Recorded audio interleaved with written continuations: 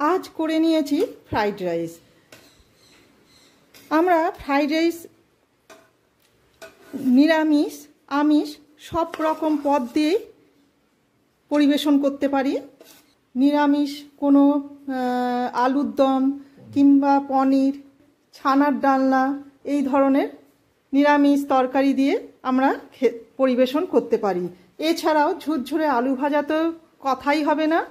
আর আমিষে chicken, mutton, chilli পনির এসবের সাথেও পরিবেশন করতে পারেন। তার রেসিপিটা কি করে নেওয়া যায় দেখা যাক। নমস্কার বন্ধুরা, মায়ের মামুনির রান্নাঘরে সবাইকে স্বাগত। আজকে যে রেসিপিটা আপনাদের কাছে তুলে ধরব, রেসিপিটা আমি কিছুটা করে নিয়েছি মানে ওই ভাতটা আপনারা যেমন করে করেন ঠিক সেইভাবেই করে নেবেন। দিয়েছি শুধু গরম মশলা আর কিশমিশটাকেও ভাতের সাথে একই সাথে সেদ্ধ করে নিয়েছি। বাড়িতে থাকা সবজি দিয়েই আমি ফ্রাইড রাইসটা করে নিয়েছি। এর মধ্যে আছে গাজর, বিনস আর ক্যাপসিকাম। গাজর বিনসটাকে আমি হালকা ভাপিয়ে নিয়েছি আর ক্যাপসিকামটা ঘি আর সাদা তেলে ভেজে নিয়েছি।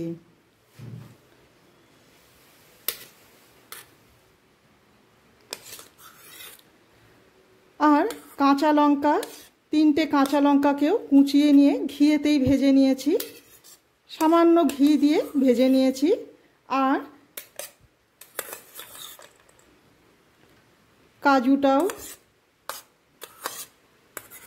প্রথমে কাজুটাকে আমি ভেজে নিয়েছি, ওটা আমার বলা হয়নি।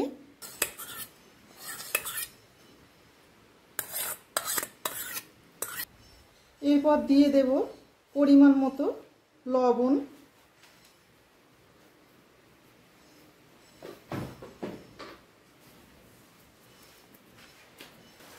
দিয়ে দেব চিনি,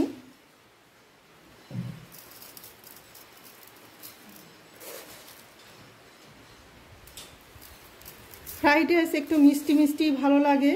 আমি 4 টেবিল চামচ চিনি দিলাম। চিনিটা আপনারা যেমন পছন্দ করেন, অর্থাৎ মিষ্টিটা আপনারা যে যেমন পছন্দ করেন সেইভাবেই দেবেন। দিয়ে দিচ্ছি গোলমরিচের গুঁড়ো, 1/2 চামচ গোলমরিচের গুঁড়ো দিচ্ছি। আর ঝালটাও আপনারা আপনাদের মতো করে নেবেন। দিয়ে দেব গরম মশলা গুঁড়ো। আর দিচ্ছি ফ্রাইড রাইসের মশলা।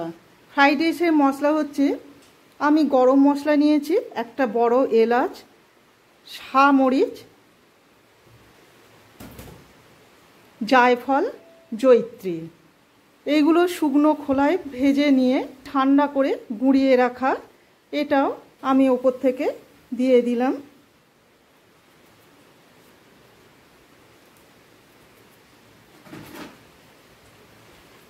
প্রায় 1 টেবিল চামচ দিয়ে দিলাম।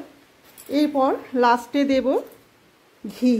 ঘিটা সব শেষে দিচ্ছি যাতে ওপর থেকে নিচ অবধি সুন্দরভাবে যায়।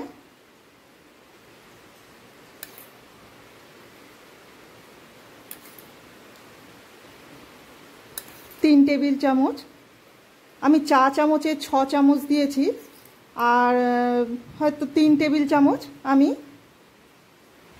ঘি দিলাম। ঘি এর পরিমাণটা আপনারা আপনাদের পছন্দ মতো দেবেন।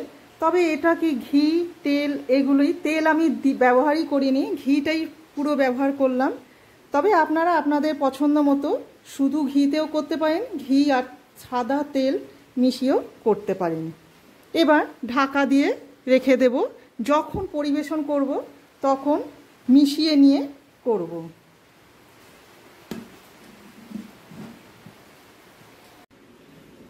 আমি 20 মিনিট পর ফিরে এসে একটু ওপর নিচ করে দেব যাতে মশলাটা ভাতের সাথে ভালো করে মিশে যায়।